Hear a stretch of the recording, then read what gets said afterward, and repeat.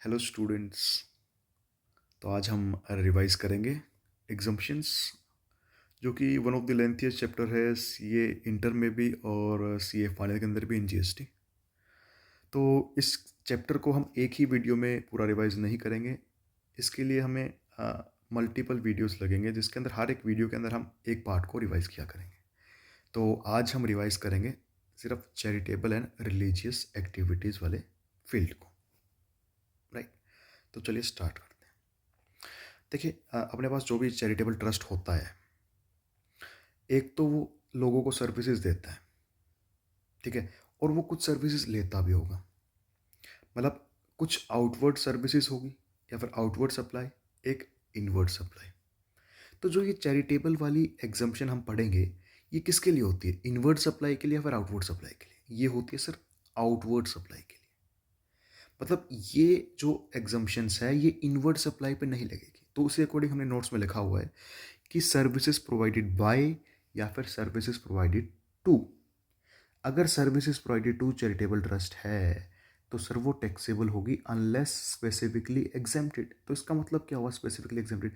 Sir अगर उससे related exemption किसी और एंट्री के अंदर गिवन है तो सर वो एग्जेम्प्ट हो जाएगी, लेकिन इस एंट्री में तो इनवर्ड सप्लाई एग्जेम्प्ट नहीं होगी। यहाँ पे हम बात करेंगे चैरिटेबल ट्रस्ट की आउटवर्ड सप्लाई की। राइट, तो आउटवर्ड सप्लाई में क्या लिखा है हमने? सर्विसेज प्रोवाइडेड बाय, कि कौन प्रोवाइड कर रहा है।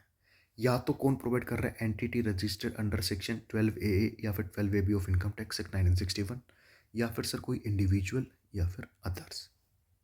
तो सर अगर इन दोनों के अलावा कोई थर्ड पर्सन, कोई अदर अगर चैरिटेबल सर्विसेज प्रोवाइड कर रहा है तो सर वो क्या होगी? Taxable direct. और अब आते हैं इंडिविजुअल पे। सर इंडिविजुअल के केस में भी एक ही चीज़ एग्जाम्प्ट रखी है। क्या एग्जाम्प्ट रखी है? Training in recreational activities relating to arts और कल्चर। अगर वो आर्ट्स और कल्चर के अंदर कोई ट्रेनिंग प्रोवाइड कर रहा है तो जो वो फीस चार्ज करेगा वो क्या होगी? एग्जेम्प्ट। अगर इंडिविजुअल इसके अलावा कोई और काम कर रहा है sir, taxable.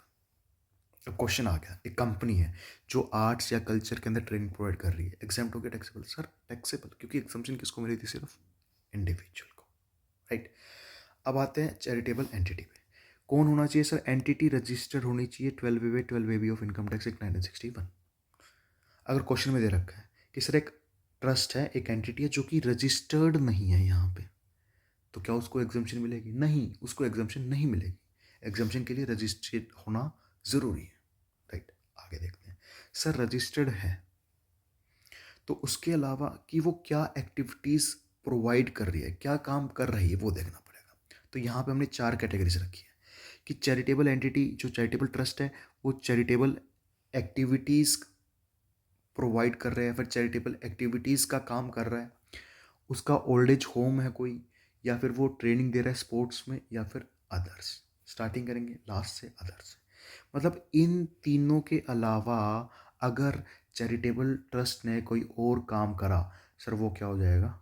Taxable unless specifically exempted. अभी अनलेस स्पेसिफिकली एग्जेम्प्टेड का मतलब क्या हुआ कि सर इन 3 कामों के अलावा कोई और काम है तो सर वो इस एंट्री में तो एग्जेम्प्ट नहीं है, वो किसी और एंट्री में एग्जेम्प्ट हो सकता है।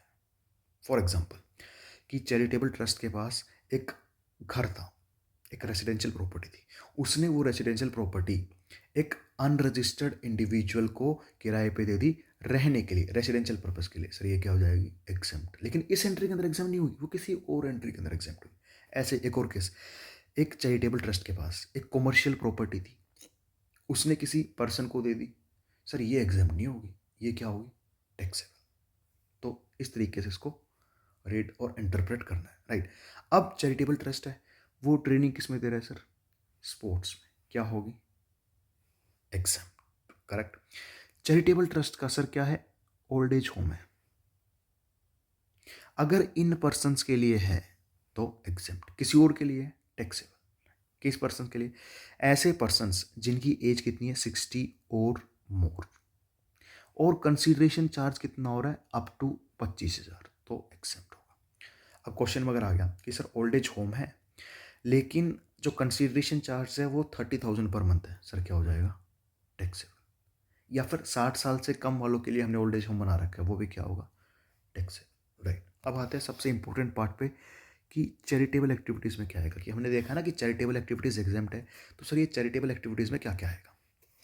इसमें आएंगी 4 चीज़ें, activities relating to public health, advancement of educational programme और प्रिजर्वेशन। ठीक है, लास्ट से देखेंगे कि preservation of environment, watershed, forest और वाइल्ड लाइफ। सर ये सारी चीज़ें क्या होगी दोबारा, एग्जेम्प्ट। ठीक है, उसके बाद एजुकेशनल प्रोग्राम्स, चैरिटेबल ट्रस्ट क्या कर रहा है, education, training, skill development provide कर रहा है, किसको, अगर इन सबको प्रोवाइड कर रहा है तो एग्जेम्प्ट।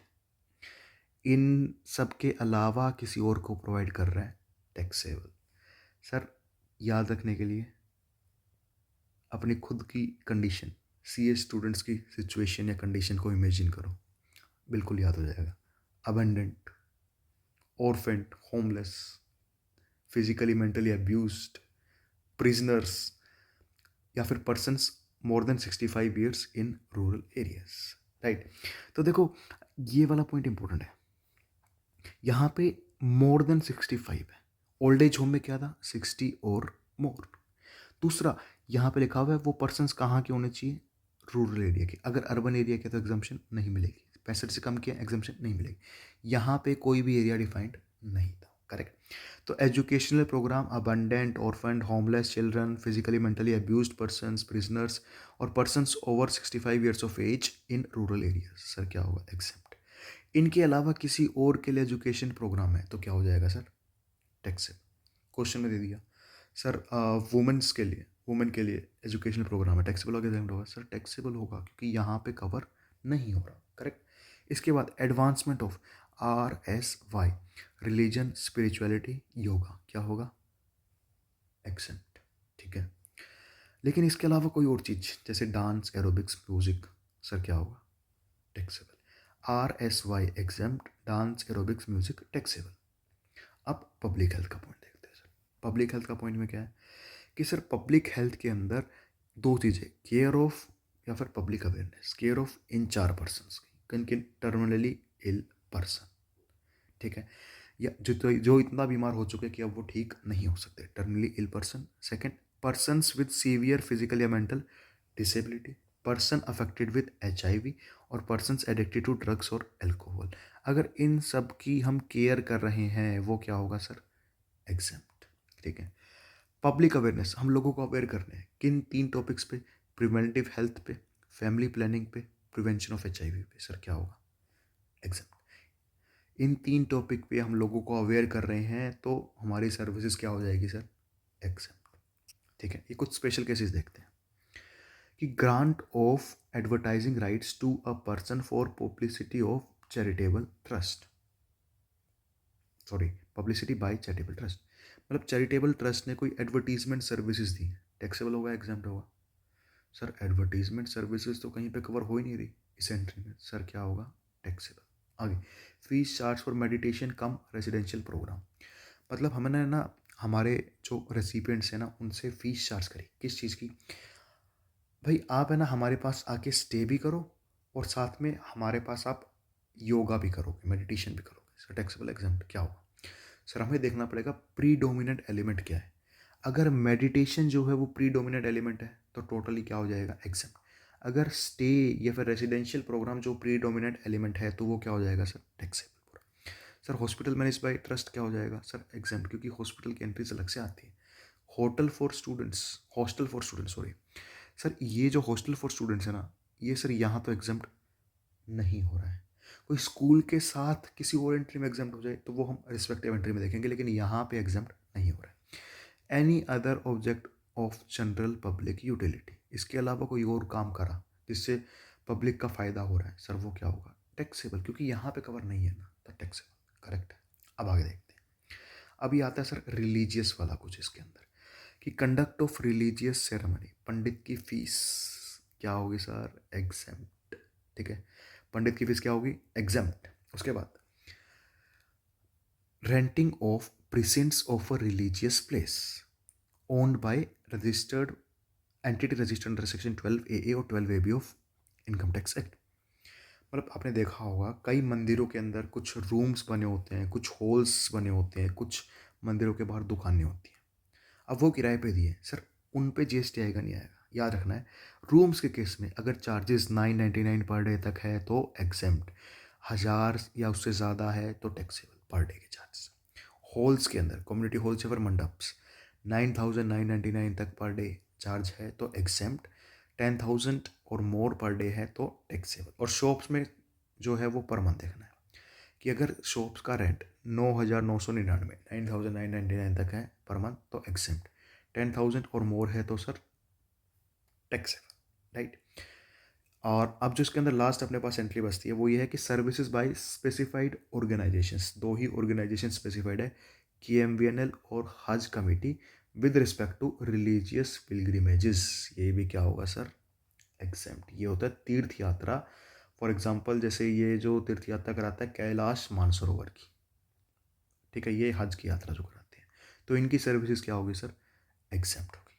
ठीक है, तो ये हमने रिवाइज कर लिया है आज चैरिटेबल एंड रिलीजियस एक्टिविटीज़ से रिलेटेड जो भी एग्जम्पशंस के पॉइंट्स थे, करेक्ट। नेक्स्ट में हम देखेंगे कोई जो नेक्स्ट सेक्टर है वो हम देखेंगे नेक्स्ट वीडियो।